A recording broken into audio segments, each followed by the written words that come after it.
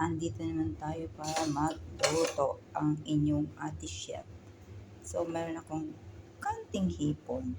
Supposed to be, ito lang ang ating ingredients. Potato, sausage at mais. Dahil walang mais at vegetarian ang ate ninyo, nilagyan ko ng cauliflower, broccoli, and maraming garlic, ang ating oyster sauce, ang ating merinda. Sprite 7-Up, merinda, etc. So, started tayo guys. So, yan, ginisa na natin ang ating kaunting hipon sa bawang sibuyas. My own version ng buttered shrimp na maraming vegetable. Lagyan natin ng konting ketchup at oyster sauce. At ilalagay natin ang ating kaunting merinda.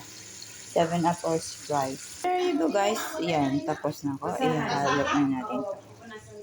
There you go. There you go guys. Yan, buttered shrimps with vegetables.